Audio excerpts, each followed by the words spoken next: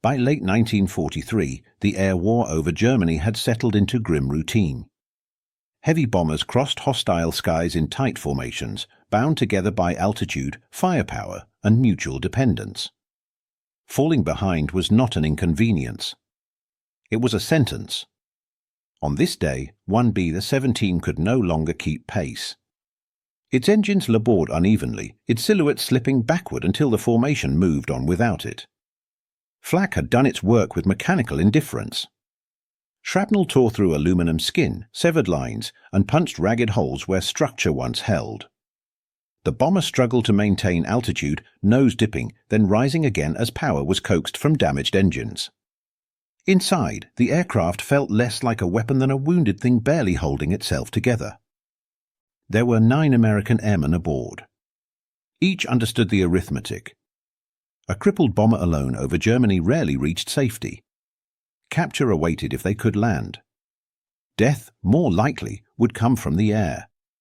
Training had prepared them for fear, but not for the slow clarity that arrives when options disappear. German fighters soon appeared, dark shapes circling with practiced distance. They did not rush. There was no need. The bomber could not dive away without tearing itself apart. It could not climb. Its course was predictable, its speed diminishing. The fighters were not hunting so much as confirming what was already decided. One by one, the bomber's guns fell silent. Ammunition had been expended earlier, spent fending off attacks that had already taken their toll. Now, the turrets tracked empty sky without purpose. The aircraft remained armed in appearance only, its defenses symbolic rather than real. Escape was no longer possible. At best, the crew could delay what came next, buying seconds, perhaps minutes. Time enough, maybe, to prepare for impact or surrender. The air around them felt heavy with inevitability, the kind that leaves no room for heroics. Then the pattern shifted. One German fighter peeled away from the others and moved closer. Not accelerating into attack, but sliding deliberately alongside the wounded bomber. Its position was precise, controlled, unmistakably intentional. Inside the B-17, no one spoke. The moment stretched, suspended between destruction and something not yet named. Whatever followed would not be an accident of war. It would be a choice. The fighter that closed the distance was flown by a man the Luftwaffe already knew well. He was an ace, highly decorated, experienced, and trusted. His victories were recorded cleanly in logbooks, each one reinforcing a reputation built on precision and reliability. He was not reckless. He was effective. In the air war over Germany, men like him were the standard by which success was measured. His approach was textbook. Sliding into position off the bomber's flank, he placed himself where return fire was impossible and escape unthinkable. The angle offered full view of the aircraft's length, engines damaged, control surfaces torn, fuselage scarred by flak. It was the kind of alignment instructors pointed to as ideal. From here, there was no risk. One burst would be enough. The bomber's fuel tanks were exposed. Control cables were visible through shredded skin. A short squeeze of the trigger would end the aircraft's struggle and everyone inside it. There would be no drawn-out fight, no uncertainty. Just a clean solution to a familiar problem. Doctrine supported the act completely. Bomber destruction was a priority drilled into every pilot from the first day of training. Heavy bombers represented industrial war made airborne, factories, cities, and civilians condensed into aluminum and engines. Eliminating them was not cruelty. It was duty. Instinct and instruction pointed in the same direction. There was nothing remarkable about the opportunity. This was not a gamble or a heroic stand. It was routine. The kind of kill that barely registered emotionally, another mark in a ledger already crowded with them. No one would question it. No one would even remember it as distinct. Inside the BL-17, the crew understood this. They felt the fighter's presence more than they saw it, sensed its proximity through vibration and shadow. No guns answered the approach. No evasive maneuver followed. There was nothing left to do but wait. Each man occupied his own silence, suspended between fear and acceptance. Time behaved strangely in those seconds. The aircraft continued forward, engine straining, air rushing past torn metal. The fighter held its position with effortless control. Everything necessary for destruction was already in place. The moment balanced on certainty. The war had arranged it carefully, training, doctrine, geometry, experience, all converging on a single outcome. Nothing appeared capable of interrupting what was supposed to happen next. At close range, the bomber ceased to be an abstraction. Through the canopy, the ace could see into it not as a machine, but as a space occupied by men. Torn aluminum exposed the interior, framing movement where none should have been visible. The aircraft's wounds were no longer theoretical. They were intimate. He saw crewmen slumped at their stations, bodies restrained by harnesses that no longer suggested readiness, only endurance. Blood-stained flight suits. One man worked methodically at a task that no longer mattered, hands moving from habit rather than hope. Another lay motionless, his position answering questions no one asked aloud. This was not an enemy preparing to fight. It was an aircraft already broken, carrying those it could no longer protect. In this state, the bomber posed no threat. Its guns were silent. Its course steady only because deviation would hasten collapse. The logic of combat stripped it of status as an opponent. It had become something else, a target defined by vulnerability rather than resistance. Doctrine allowed no distinction. Targets existed to be destroyed. Training was unambiguous on that point. Mercy was framed as weakness, hesitation as danger.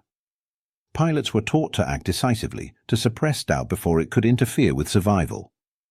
The enemy, once identified, was to be eliminated quickly and without sentiment. Efficiency was safety. Anything else invited risk. His own record confirmed obedience to that logic. His victories were undisputed, his loyalty unquestioned. He had executed orders precisely, repeatedly, and without deviation. There was nothing in his past that suggested uncertainty. He had been rewarded for clarity, not reflection. Yet what he saw in front of him did not resemble victory. There was no sense of triumph in the moment, no affirmation of purpose. The scene lacked the symmetry doctrine promised, the clean exchange of force for result. It was asymmetrical in a way training had not prepared him for, offering no resistance to justify violence. The war, as it was taught, depended on distance. Distance from consequence. Distance from individuality. Here, distance had collapsed. Faces replaced silhouettes. Wounds replaced targets. The certainty that had carried him into position began to thin, not from fear, but from recognition. Something fundamental interrupted expectation. Not an order. Not a command. A perception. And once seen, it could not be unseen. The fighter remained in position, weapons ready, the outcome still unchanged, except now, for the first time, the ace understood that what followed would define more than another line in a logbook. The war he was taught to fight left little space for ambiguity. Within the Luftwaffe, bomber destruction was not merely tactical, it was moralized. Heavy bombers represented industrial annihilation, cities reduced to targets, civilians abstracted into tonnage and coordinates. To destroy the bomber was to interrupt that chain. The logic was presented as absolute. Training reinforced this certainty from the outset. Allied aircrews were framed not as individuals, but as components of a hostile machine. Their humanity was irrelevant to the task at hand. Instructors emphasized silhouette recognition, firing angles, and kill confirmation, not faces, not consequences. Distance was preserved deliberately, not only in altitude but in thought. This cultivation of moral distance was essential to the system's function. It allowed pilots to act decisively, to suppress hesitation before it could endanger themselves or others. Reflection was treated as indulgence. The enemy existed only long enough to be destroyed. Anything beyond that was unnecessary and potentially dangerous. Obedience, within this framework, became synonymous with honor. Orders were not debated in the air, they were executed. loyalty was measured in results. Pilots who performed efficiently advanced quickly, their reputations built on numbers rather than nuance. Success required clarity of purpose, and clarity left no room for doubt. Aces, in particular, embodied this ideal. They were celebrated not for restraint, but for effectiveness. Each confirmed kill reinforced the lesson that decisiveness saved lives, one's own and those of comrades still flying. Hesitation, by contrast, was portrayed as weakness, a failure to grasp the realities of total war. Within this doctrine, mercy had no operational value. It was not simply discouraged, it was absent. No manual described exceptions. No briefing acknowledged circumstances in which restraint might serve a higher purpose. The system assumed that moral clarity flowed from action, not contemplation. Such rigidity was not accidental. Total war demanded total alignment. Allowing space for exception risked unraveling discipline. If one target could be spared, then others might be questioned. The logic could not tolerate that erosion. Consistency mattered more than conscience. This was the war the ace had mastered. It had shaped his instincts, rewarded his precision, and affirmed his place within the hierarchy.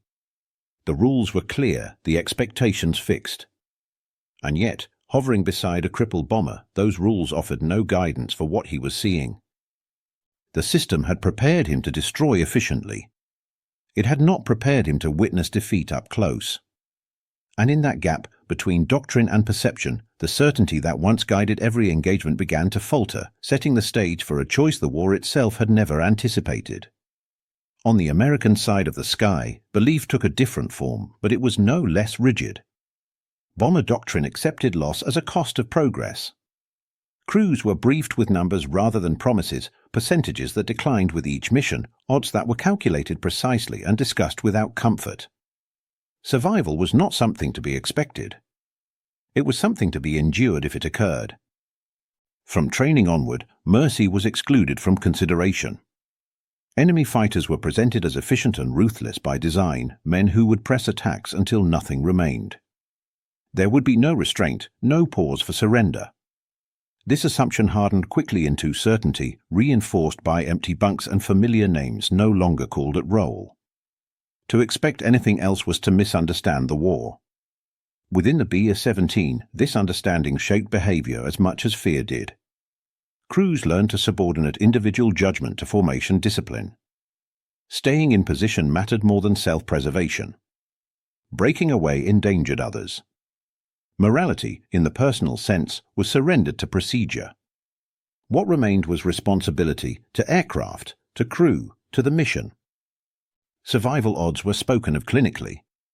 After a certain number of sorties, mathematics alone suggested the likely outcome. Crews internalized this arithmetic not as despair, but as acceptance. They flew knowing that probability was not on their side, believing that if death came, it would be quick and impersonal, delivered without hesitation. By the time flak crippled their aircraft, the men aboard the bomber had already passed through these calculations. Falling behind formation confirmed what they believed they had always known. Alone over Germany, stripped of defenses, they understood their position within the system. This was how it ended for crews like theirs. They did not expect negotiation. They did not expect recognition. The presence of the German fighter alongside them confirmed the script they had been taught.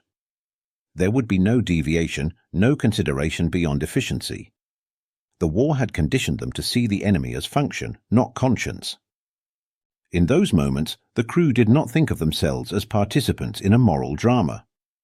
They thought of checklists unfinished, letters unsent, small details that linger when time compresses. Hope was not an emotion they allowed space for. Hope had no tactical value. The war had taught them not to expect grace. It had taught them to expect inevitability.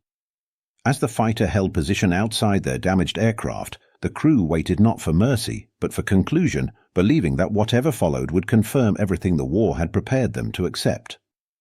The German ace held his position alongside the bomber with deliberate precision. His aircraft matched speed effortlessly, maintaining a distance close enough to see, close enough to act. This was not how engagements were meant to unfold. The geometry was correct, the advantage complete.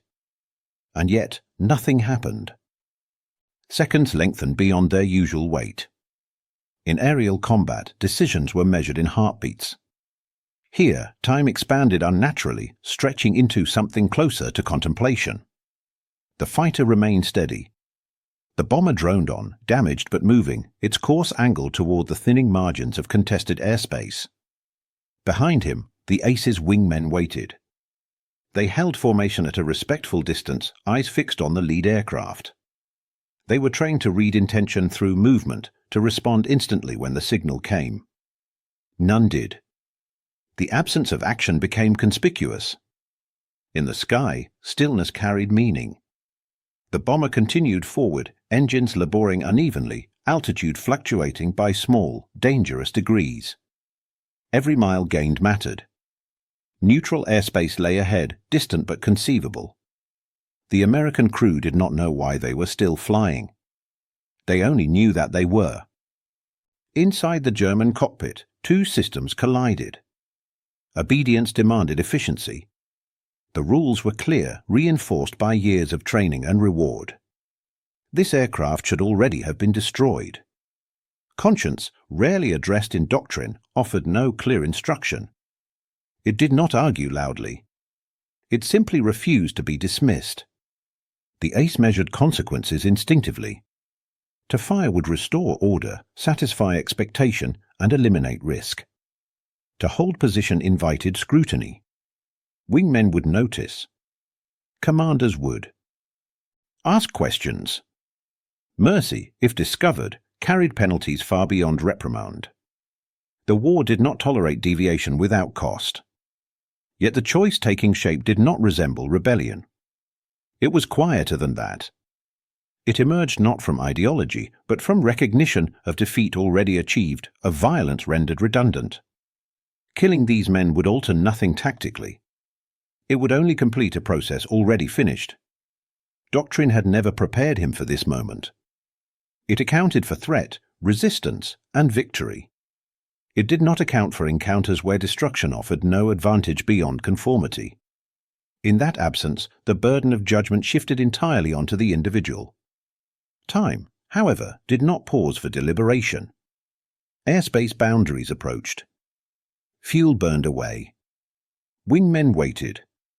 The bomber inched closer to escape with every second. Whatever decision remained unmade would soon be made by default. The moment tightened. There would be no further delay. In the space between obedience and conscience, the Ace understood that inaction itself was becoming a decision, and that whatever he chose next would follow him long after the aircraft separated and the war moved on. Before the war reduced decisions to procedure, the Ace had been taught something simpler. His earliest lessons in flying emphasized restraint as much as aggression, control before impulse, judgment before action. Instructors spoke of responsibility in abstract terms, of command not merely as authority, but as stewardship. Those ideas had faded under the demands of total war, but they had not vanished. Alongside the bomber, they returned with clarity. The aircraft beside him was finished in every sense that mattered. It could not fight. It could not evade. Its survival depended entirely on the choices of others. The airmen inside were already defeated by circumstance, their fate no longer shaped by resistance but by permission. From a tactical standpoint, destruction offered no advantage. The bomber posed no threat to German fighters, no obstacle to future operations. Its removal would not alter the balance of air power or protect cities already scarred by war.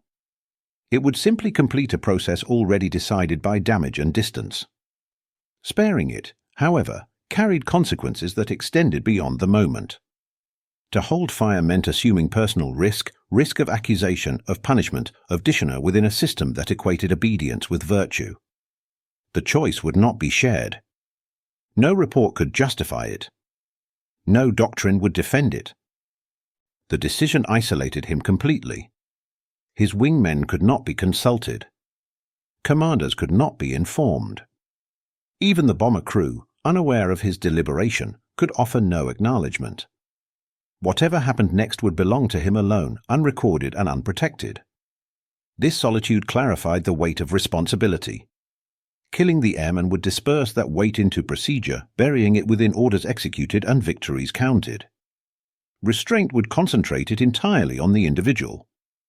It would remain his long after engines cooled and uniforms were set aside. The war had taught him how to destroy efficiently. It had not taught him how to live with unnecessary destruction. In that distinction, the decision became unavoidable. Not because it promised moral certainty, but because it refused indifference. He did not frame the choice as mercy. Mercy implied superiority, a gesture extended downward. What he recognized instead was finality already achieved.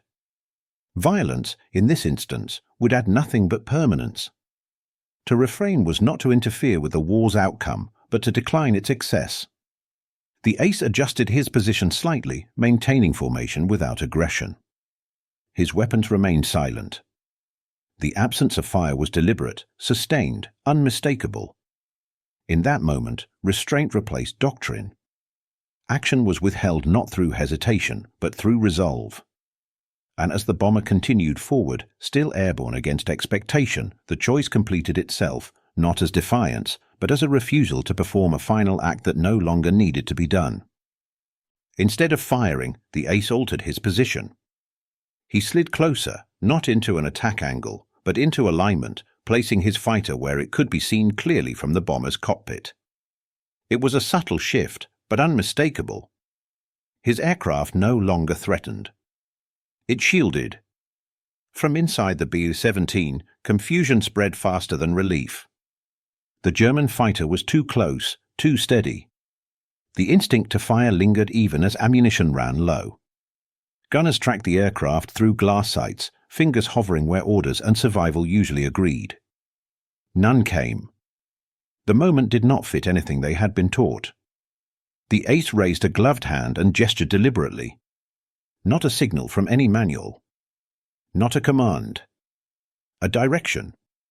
He pointed away from German airspace, then repeated the motion, slow, intentional, unmistakably human.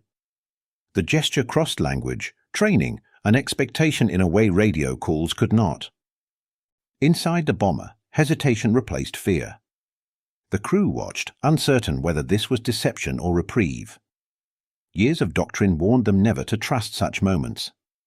Yet the fighter held its place, steady and exposed, making no move to fire. The guns remained silent, not from exhaustion, but from disbelief. Below them, German flak zones loomed closer. Black bursts marked corridors of danger the bomber could not outrun or outclimb. A single correction too late would tear through what little structure remained. The ace adjusted his course and the bomber followed, guided not by command, but by trust formed under impossible conditions. Each mile flown this way deepened the risk. German anti-aircraft crews were trained to fire on any bomber entering range. A German fighter escorting an enemy aircraft was unthinkable. If spotted, the explanation would not matter. Intent would not matter. The penalty for aiding the enemy was severe and final.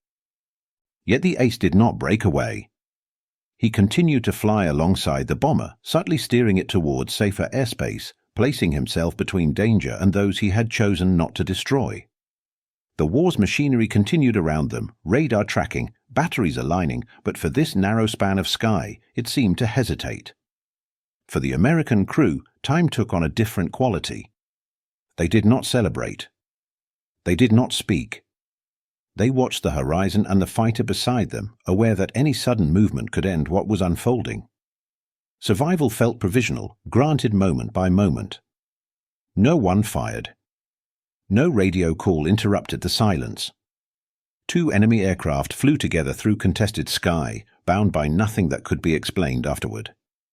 The escort lasted minutes, but its weight extended far beyond them. Then the flak zones fell behind.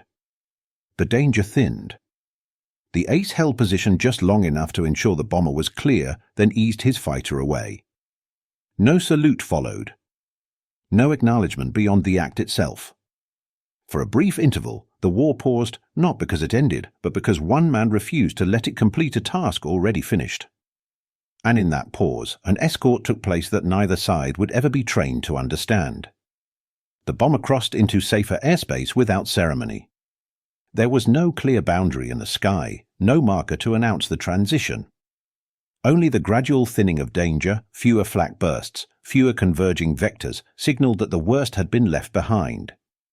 The aircraft continued forward on damaged wings, still struggling, still vulnerable, but no longer marked for immediate destruction. Alongside it, the German fighter held position just long enough to be certain. Then, without flourish, the ace eased his aircraft away. He did not signal again. There was no salute, no acknowledgement that could be misread or remembered too clearly. He banked gently, rolled, and disappeared back toward the war that had shaped him. The separation was as deliberate as the escort itself. Inside the B-17, understanding arrived slowly. No one cheered. No one spoke. The crew remained suspended in disbelief, aware that something extraordinary had occurred but uncertain how to name it. They had been spared, not by chance, but by choice. That distinction carried weight they were not yet prepared to bear. On both sides, there was immediate clarity about what must follow. No official report could contain the truth. The American crew could not describe a German fighter guiding them to safety without inviting suspicion or disbelief. The German pilot could not explain a missing kill without raising questions that would have no safe answers. The event existed only because it remained unspoken. Silence became the only protection. It shielded the bomber crew from scrutiny and the ace from consequences. It preserved the fragile boundary between survival and accusation. In a war built on documentation and confirmation, this encounter would leave no trace that could be processed or rewarded. The absence of celebration was not restraint, it was necessity. To acknowledge what had happened openly would have broken the fragile equilibrium that allowed everyone involved to continue. Survival, in this case, depended on forgetting in public what could never be forgotten privately. As the bomber limped onward, its crew returned to the rituals of flight, monitoring engines, checking instruments, maintaining course. The familiar motions helped anchor them to the present. Yet beneath that routine, something irreversible had taken place. Their understanding of the enemy and of the war itself had shifted. For the German ace, the consequences were already forming. He flew back into the same skies, toward the same expectations, carrying a decision no one else could share. The war would continue to demand efficiency. It would offer no language for what he had done. The burden would remain his alone. This encounter ended without victory claims or official recognition. No medals would mark it. No citations would preserve it. And yet its impact had only begun. In the space between two aircraft, a line had been crossed, not on any map, but in understanding. The fighting resumed as if nothing had happened. Missions continued. Losses mounted. But for those involved, the war had quietly changed. What followed would not be measured in engagements or sorties, but in the enduring weight of a moment that refused to fit the war's logic and the consequences that would unfold long after the aircraft were gone. Survival created a problem no one had prepared for. When the B-17 finally reached friendly territory and its engines wound down, relief gave way to uncertainty. The crew gathered themselves, counted the living, and confronted a question that had no clear answer. How did they explain what had happened without sounding implausible, or worse, irresponsible? Debriefings offered no comfort. Intelligence officers listened carefully as the account unfolded: flak damage, loss of formation, enemy fighters closing in. All of it was familiar. Then came the pause, the escort, the absence of gunfire. The room changed. Questions sharpened. Details were revisited, timelines rechecked. The story did not align with expectation. Commanders were trained to distrust anomalies. War depended on patterns, on repeatable outcomes that could be planned around. A bomber spared by an enemy ace did not fit those patterns. No German pilot was credited with the kill. No pursuit was logged. The survival sat in the margins of the report, noted but unresolved. On the German side, scrutiny took a different form. The ace returned to base with fuel expended, ammunition untouched, and no victory to claim. In a system that tracked success meticulously, absence required explanation. Questions followed, brief, formal, inconclusive. He answered only what was necessary and nothing more. Silence became his defense. He did not volunteer detail. He did not frame the encounter as exception or principle. The war rewarded clarity and punished deviation. By withholding explanation, he preserved ambiguity. Ambiguity, in this case, was protection. Each side absorbed the anomaly according to its own needs. For the American crew, survival was quietly internalized as something fragile, almost undeserved. They did not speak of it often. To do so risked disbelief or accusation. The moment became personal, carried rather than shared. For the German pilot, the choice lingered as an unresolved weight. He resumed flying missions, returned to the routines of combat, executed orders with the same precision as before. Outwardly, nothing had changed. Internally, everything had. The war continued to demand destruction, and he continued to comply, carrying with him the knowledge that once he had not. No official record connected the two events. No citation acknowledged restraint. No document preserved the truth. The encounter survived only in memory, unvalidated and unprotected by history's mechanisms. Within days, the war resumed its familiar rhythm. Bombers flew. Fighters rose to meet them. Losses were recorded and replaced. The machinery of conflict absorbed the disruption and moved on, unchanged in appearance. Yet for those involved, the war had already diverged from its expected course. Survival had exposed a flaw in certainty, a moment where choice had interrupted procedure. The conflict continued as if nothing had happened, but beneath that continuity lay a quiet fracture, one that neither side could fully explain and neither could entirely forget. The war did not pause to accommodate reflection. The German ace returned to duty, climbed into his cockpit, and continued flying missions as ordered. Targets appeared. Triggers were pulled. Victories were claimed and recorded. From the outside, his service remained indistinguishable from before. The machinery of war recognized no interruption. Yet each engagement carried something new. Every bomber sighted at altitude brought with it the memory of another aircraft that had not been fired upon. The past intruded quietly, not as regret, but as comparison. He knew now that not every moment in combat was predetermined. That knowledge could not be set aside once acquired. For the American airmen, survival proved equally heavy.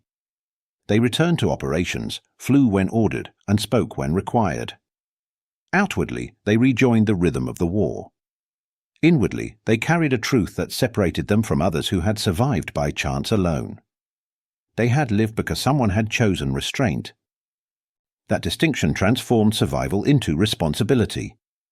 They were alive not simply because fate intervened, but because another man had acted against expectation. The meaning of that choice lingered uncomfortably. It asked questions without answers. What was owed in return? How was such a gift to be carried forward in a war that offered no language for it? Neither side found closure. The war allowed none. There were no official acknowledgements, no quiet moments to reconcile what had occurred. Each new mission displaced the last, urgency replacing contemplation.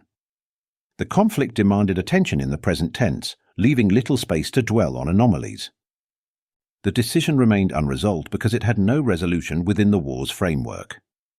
It could not be justified as strategy or condemned as error. It existed outside the categories by which combat measured value. The ace had not defected. The airmen had not surrendered. The system had no mechanism to absorb what had happened. Time moved forward regardless. Seasons changed. Missions accumulated. Losses mounted on both sides.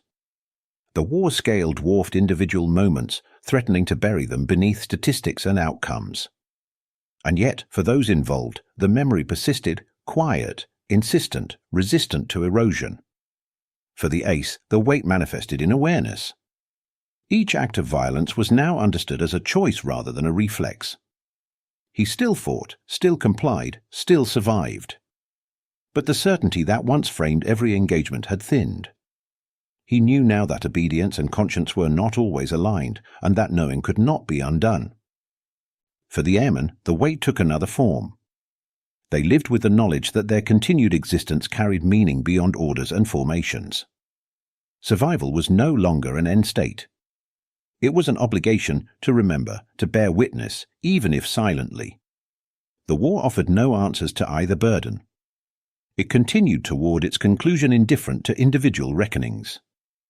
The choice made in the sky remained isolated, unrecorded, and unresolved. And as months passed into years, it became clear that time would not erase it. Time moved on. The decision stayed. When the war ended, it did so abruptly and unevenly. Germany surrendered, flags were lowered, and the machinery of destruction began to unwind. Orders ceased. Skies once crowded with contrails emptied. For millions, the war's conclusion brought relief measured in survival alone. For others, it left questions untouched. Records scattered quickly in the collapse. Units disbanded. Archives were destroyed, misplaced, or buried beneath the urgency of rebuilding. Identities dissolved into civilian names and occupations. The air war, once tracked with meticulous precision, fragmented into incomplete accounts. Many encounters vanished into gaps no one felt compelled to fill. The American airmen returned home carrying more than memories of combat. They resumed ordinary lives marked by an awareness difficult to articulate. They had survived a war designed to make survival improbable, and they knew their survival was not accidental. The knowledge did not announce itself. It lingered quietly, shaping how they remembered the conflict and their place within it. Across the Atlantic, the German ace moved in the opposite direction, away from uniforms, ranks, and insignia. He returned to civilian life without distinction or accusation. Like many others, he became anonymous again, his wartime record absorbed into a broader, unfinished reckoning. What he had done in the sky followed him silently, unacknowledged by history and unshared by necessity. The encounter between them became a private memory on both sides. There were no photographs, no official correspondence, no corroborating documents that could survive scrutiny. Speaking of it openly offered no benefit and invited misunderstanding.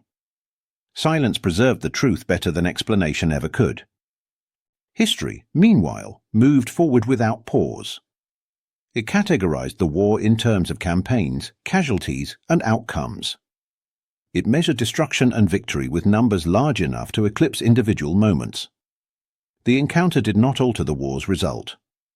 It did not change borders or treaties. By those standards, it barely existed. And yet, absence did not mean insignificance. The story endured precisely because it lacked resolution. It resisted incorporation into the familiar narratives of heroism or atrocity. It remained incomplete, waiting not for validation, but for recognition. Years passed. Lives progressed. The war receded into textbooks and commemorations. But somewhere between memory and history, a question remained unresolved. What did it mean that such a choice had been possible? What did it say about a war that left no place to acknowledge it? The end of the conflict closed one chapter, but it did not answer that question. It merely postponed it.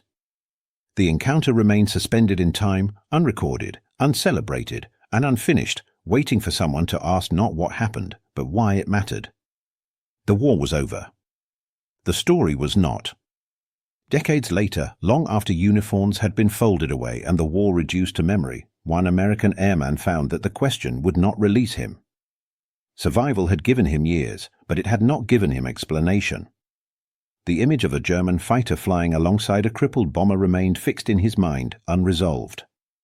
Eventually, curiosity hardened into responsibility. He began to search not for closure, but for truth. The effort was slow and uncertain. Records from the air war were incomplete, scattered across archives that had never anticipated such a question. Mission reports offered no answers. Kill tallies revealed only absences. Names appeared and disappeared without context. Progress came less through certainty than through persistence, guided by the belief that the moment had been real and therefore traceable. Chance played its part. A letter answered unexpectedly. A veteran's recollection aligned with a date. A fragment of testimony echoed what had once seemed impossible. Gradually, patterns emerged where none had existed before. A name surfaced, tentative at first, then with increasing clarity: Franz Stigler. With the name came a face, and with the face came confirmation. The German ace had survived the war. He had lived quietly, rarely speaking of combat. When approached, he did not deny the encounter. He did not dramatize it. He simply acknowledged it, as one acknowledges something long carried but seldom shared. Memory, at last, met corroboration. History had finally caught up to what had been lived. The event moved from private recollection into shared reality. It no longer belonged to one man's memory, but to the record itself. What had once existed only in silence now had witnesses on both sides. When the two men met, former enemies separated by language, uniform, and ideology, the war fell away almost immediately. Charlie Brown did not meet an adversary. He met the man who had chosen not to fire. The meeting was not ceremonial. It was quiet, personal, and unremarkable by public standards. Yet its meaning was unmistakable. They spoke not as representatives of nations, but as survivors of the same moment. The years between them collapsed. The questions that had lingered for decades found their answers not in justification, but in recognition. The choice was named plainly, without embellishment. It had been human. In that exchange, the war was finally given language it had lacked. Not the language of strategy or victory, but of restraint. The encounter no longer resisted explanation because it no longer stood alone. It had context. It had acknowledgement. What emerged was not a story of defiance, but of continuity of values that predated the war and survived it. The act had not ended the conflict. It had not altered history's outcome. But it had outlived the war itself, carried forward by those it spared. For years, the story had waited in silence, protected by necessity and distance. Now, spoken aloud, it took its place within history, not as an anomaly to be dismissed, but as a reminder of what had been possible even in the air war's most unforgiving moments. The search had ended. The encounter was no longer nameless. Mercy in war is often misunderstood as softness, a failure to act when action is demanded. In reality, it can function as resistance, the refusal to allow violence to complete itself when it no longer serves necessity. In a system designed to reward destruction, restraint becomes a quiet form of defiance. It interrupts momentum not by force, but by judgment. Such resistance requires a particular kind of courage. Not the courage celebrated in citations or speeches, but the courage to disobey expectation when expectation has hardened into habit. Violence in war is procedural. It flows easily from training to execution. To refuse it, even once, demands awareness strong enough to overcome instinct and discipline alike. That choice is almost always lonely. Moral decisions in combat are rarely shared, rarely affirmed in the moment. There is no committee to consult at altitude, no pause for consensus. The individual bears the weight alone, knowing that neither side may understand or forgive it. In that isolation, the cost of mercy becomes personal and enduring. War systems are built to minimize such moments. They rely on distance, physical, emotional, bureaucratic, to function efficiently. Targets replace people. Orders replace judgment. The machine operates best when conscience remains abstract. Human hesitation threatens coherence, and so it is trained out wherever possible. Yet conscience persists, even under pressure. It does not announce itself loudly. It surfaces quietly, often too late to be convenient and too early to be ignored. When it does, it forces a reckoning between what is permitted and what is necessary. The war provides no guidance for that reckoning. It leaves the decision entirely to the individual. In this light, victory can be reconsidered. It is traditionally measured in destruction inflicted and objectives secured. But there are moments when victory takes a different form, when restraint preserves life without altering the war's outcome. Such victories are invisible to statistics, yet no less real to those who carry them. Survival, in these cases, becomes a shared responsibility. It binds individuals across lines that uniforms and ideology insist are absolute. The spared live with the knowledge that their lives were granted intentionally. The one who spared them lives with the knowledge that he intervened in the war's logic. Neither experience is neutral. Both endure. Over time, enmity can give way to something quieter. Not forgiveness in a formal sense, but recognition. The understanding that identity in war is imposed, while humanity precedes it. Brotherhood, in this context, is not born of shared cause, but of shared moment of a decision that acknowledged the person behind the role. This does not romanticize war. It does not suggest that mercy redeems violence or resolves conflict. The war continued. Others died. The system remained intact. But within it, a fracture appeared, small, localized, and human. It proved that obedience was not total and that conscience could still surface even where it was least expected. The cost of mercy is that it offers no absolution. It does not erase guilt or guarantee peace. It leaves questions unanswered and burdens unresolved. Those who choose it must live with uncertainty rather than closure. But it also preserves something fragile and essential, the possibility that war does not fully own the individual. In the end, what mercy costs is clarity. What it offers instead is responsibility.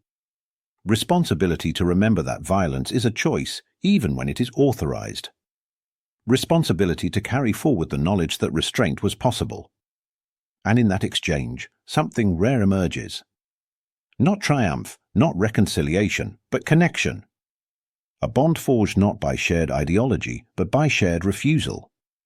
In a war defined by enemies, mercy creates brothers, not in uniform, but in memory. With historical distance, the encounter appears almost fragile. It occupies a narrow slice of time, a few minutes suspended above a war measured in years. There were no cameras, no official observers, no documents prepared to preserve it. By every structural logic of conflict, it should have disappeared, absorbed by noise, overwritten by loss, forgotten with the thousands of engagements that ended as expected. It would have been easy for it to vanish. A different angle of approach. A trigger pulled half a second sooner. A flak burst forcing separation. Any small change would have returned the story to anonymity. The bomber would have fallen. The fighter would have logged another victory. The war would have remained coherent, uninterrupted by exception. Instead, the moment endured precisely because it resisted coherence. Machines performed as designed. Engines burned fuel. Airframes carried stress. Weapons remained ready. Yet the outcome turned not on mechanical advantage, but on restraint. In a conflict remembered largely through machines, bombers, fighters, tonnage, production, the most consequential element proved human. History often remembers aircraft types and kill counts more readily than moments of decision. Diagrams are easier to archive than hesitations. Numbers endure where judgments fade. And so humanity, when it interrupts expectation, is nearly forgotten. Not because it lacks importance, but because it does not fit the language war prefers to speak. Yet the lesson carried forward quietly, beyond uniforms and allegiances. It did not belong to one nation's narrative or another's victory. It belonged to the space between them. It suggested that war, for all its scale, is not solely a contest of force. It is also a test of imagination, the ability to see alternatives where doctrine insists none exist. Measured strictly, the decision changed nothing strategic. Cities still burned. Missions continued. Losses mounted. The war's outcome remained unchanged. But history is not shaped only by what alters borders. It is also shaped by what alters understanding. In that sense, the choice mattered precisely because it stood apart from results. It reminded those who later learned of it that war is not only about what is done, but about what is refused. That violence, even when authorized, is still a choice. And that choosing otherwise does not require victory to have meaning. One decision outlived ideology and conflict. Long after insignia lost relevance and nations redefined themselves, the bond formed in that moment remained intact. It did not depend on shared cause or mutual benefit. It depended only on recognition of vulnerability, of finality, of unnecessary destruction withheld. In the years that followed, the men involved would speak of one another not as enemies narrowly avoided, but as something closer. Not friends in the conventional sense, but brothers shaped by the same irreversible moment. Their connection did not erase the war. It did not redeem it. But it stood beside it as proof that even within total conflict, total obedience was not inevitable. This is how the encounter endures, not as a challenge to history's facts, but as a challenge to its assumptions. It asks whether war must always complete itself, whether every opportunity for destruction must be taken, whether humanity is truly extinguished by uniform and order. The answer offered by that moment is quiet and incomplete, but it is enough to matter. It suggests that the measure of war cannot rest solely in kills confirmed or objectives achieved. It must also account for restraint chosen when violence was available. He was trained to destroy them. Instead, he became their brother for life.